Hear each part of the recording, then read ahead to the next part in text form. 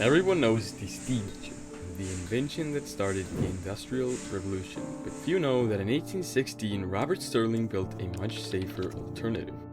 Back then, it couldn't match steam's raw power, but today, its safe and simple design make it ideal for steampunk DIY projects. So, I decided to build a computer powered 100% by a Stirling engine. To build the case, I grabbed this piece of wood, sawed it in pieces, drilled some mounting holes and treated it with wood oil to get that dark Victorian era look. For a nice steampunk touch, I grabbed this old and rusty shower tube, painted it gold and set it aside to hide the wiring later. A while back, I built this pin plotter for a school project. I bought a cheap 15-euro blue laser, strapped it to the plotter and set it up.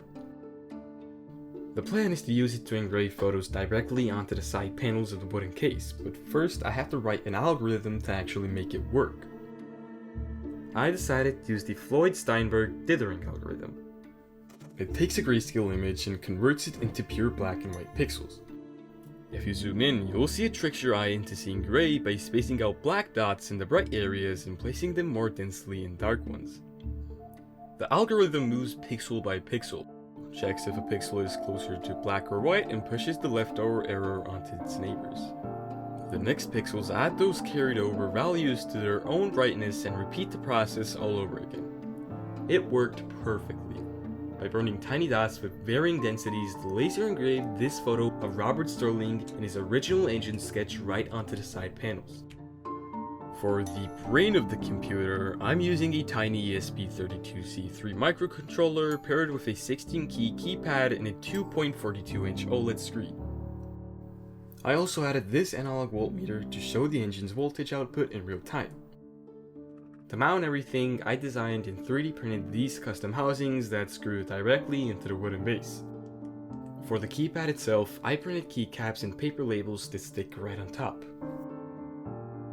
For the power source, I chose this model Stirling Engine. It runs on a simple spirit lamp filled with ethanol. When you light the ethanol, it starts a combustion reaction which releases light and heat. That heat warms up one side of the cylinder while the other stays cool. Once you give the flywheel a kickstart, the displacer piston pushes air to the hot side. The air expands, pushing the power piston upward and feeding energy back into the flywheel. The flywheel's momentum pushes the air back to the cold side to cool down. The displacer sits 90 degrees ahead of the power piston, and as long as there's a big enough temperature difference, the flywheel keeps the cycle running. I wired everything up, used the previously painted tubes to hide the mess, mounted the engine on top, added the final cosmetic details, and the steampunk computer is finished.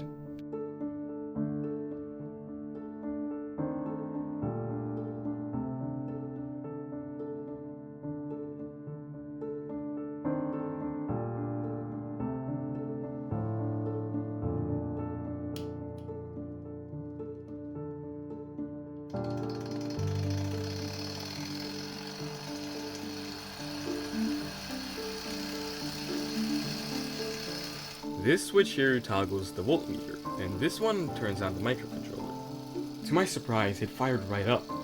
Currently, it's running a basic test script that just prints whatever key I press, which isn't very computer-like yet, so the next challenge is to turn it into a fully programmable machine.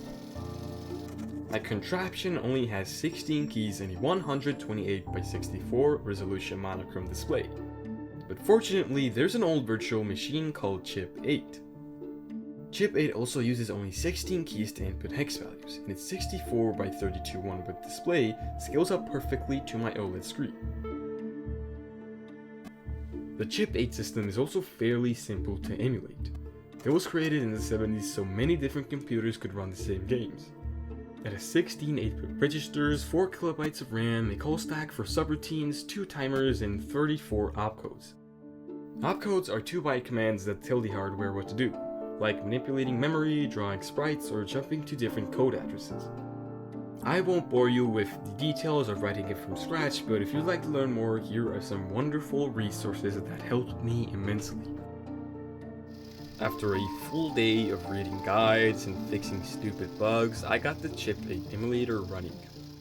Even today, there's an active community developing Chip 8 games. They even host game jams. I grabbed a few ROMs made by the community and added them right into the main menu. You might notice the games flicker a lot. That's just how chip paint works.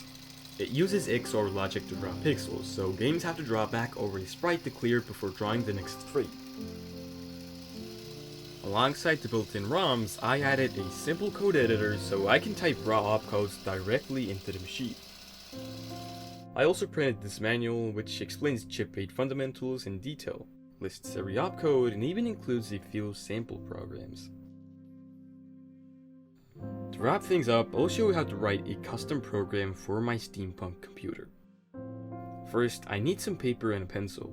My goal is to write a script that places random pixels on the display and resets the screen after 10 pixels are drawn. I'll start by writing down the logic in plain English, and then use the manual to translate those steps into raw machine codes. Here's the final program. The first opcode points the memory address to one pixel sprite. The next ones initialize the pixel counter and generate random X and Y coordinates. These two will draw the pixel and update the counter. The last opcodes act as an if-else condition.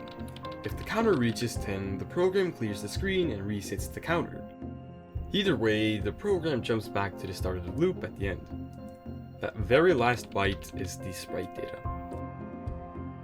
Now all that's left to do is to fire up the engine, flip on the computer, open the editor, type in the program, hit run, and look at that.